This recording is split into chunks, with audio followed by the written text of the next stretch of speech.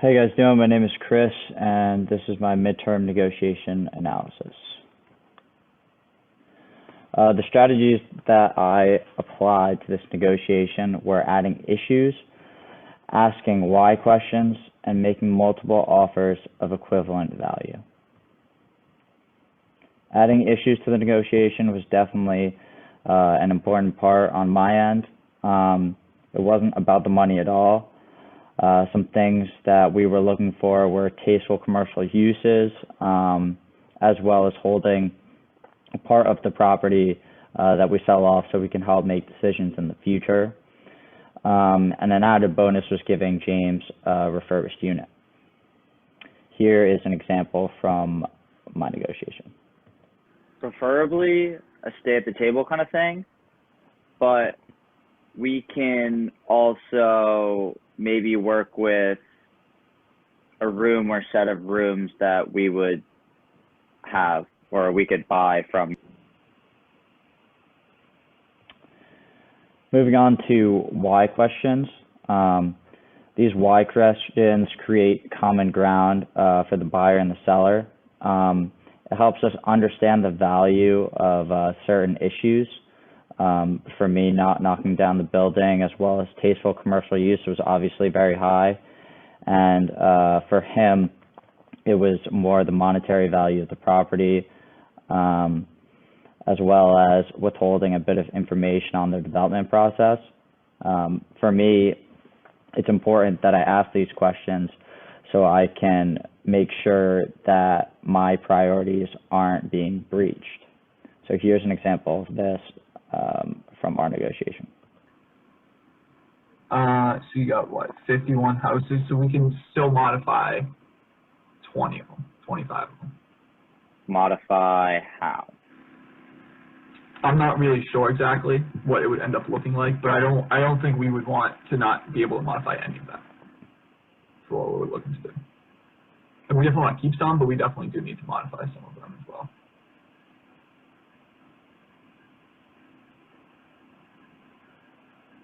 Yeah, I'm not sure that's going to work with my people. They're really...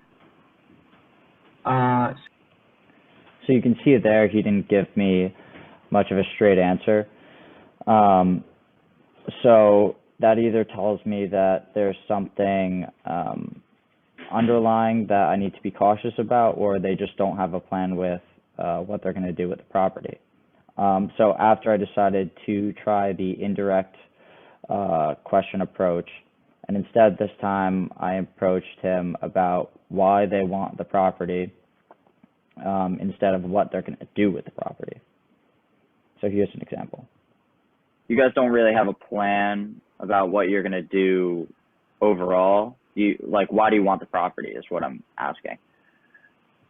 Well, we would like to buy it, and to touch it up a little bit, to kind of keep it as a housing kind of unit, just kind of. So here I could definitely tell that there's something underlying, and as I go on with the negotiation, I should be cautious about how I approach the state of the building and what they intend to use the property for. Next, we have multiple offers of equivalent value. This is a multi-issue negotiation, so it's definitely important to add multiple different offers on the table in accordance with my priorities. This also helps me understand the buyer's priorities, what he's looking for, as well as things he's willing to and not willing to concede. So here's an example of that. 16 million. He gets to pick, you get us off the table.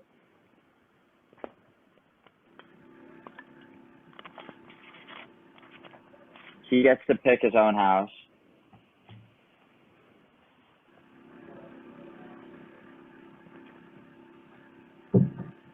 And I'll make you another offer with you guys picking the house. It's going to be 18 million. We're off the table. He picks You pick the house for him, and I can also make you a third offer with us on the table. I'll give you. You can buy the property for 13 million. We own 20% of the property, and we can decide later if he can live there or not. Here you can see I'm lowering the monetary value for what I believe is most important to the clients I represent. They definitely want to be within the decision-making process of the property, and they definitely do not want to see the property destroyed. So the stakeholder aspect of this negotiation is key for me. Some of the strengths that I thought I displayed in this negotiation were log rolling. There were a lot of issues to be discussed, and log rolling helps control what can and can't be changed in the negotiation, as well as figuring out interests, which is my next point. Sharing information about my interests helps me work towards common ground. The buyer understands what I need, and therefore we can reach a common agreement. The scoring system helped me make multiple offers, as well as figure out if they were of equivalent value, and what I also valued more in the negotiation. Adding issues similar to log rolling helps create value within the negotiation, and hopefully the buyer on the other end can decide whether or not he's willing to concede or not. And as the agent in the negotiation, is it important to represent my client's interests, which were not destroying the house, as well as others, and I thought I did a pretty good job with that. Some of the weaknesses, if I was to reach a deal, I would have had to make a contingency contract, which I wasn't even open to. Leveraging other offers on the table, I could have leveraged either money or more of the other issues towards my favor if I leveraged those offers, as well as inadequate response to the first offer. Instead of pivoting to my interests, I allowed my counterpart to effectively anchor his offer, and I stayed on the monetary side of things. Here's an example of that. The property would be probably in the $14 million range. 14 million upfront, and then for the next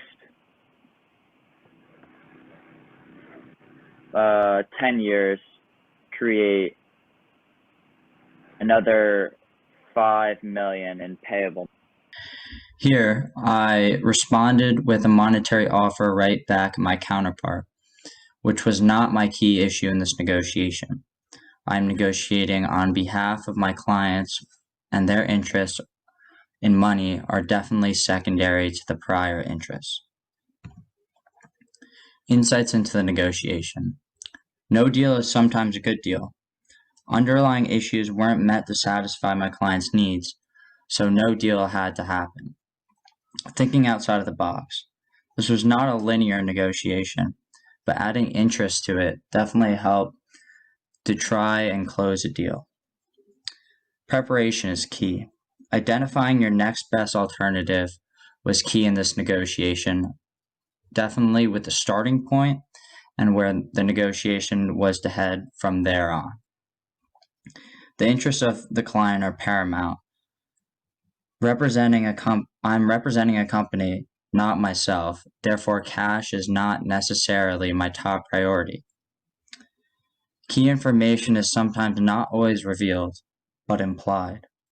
Triangulating questions to help understand the underlying issues within the counterpart's agreement helped me understand what his interests were, and ultimately they did not align with mine. Thank you for watching my presentation.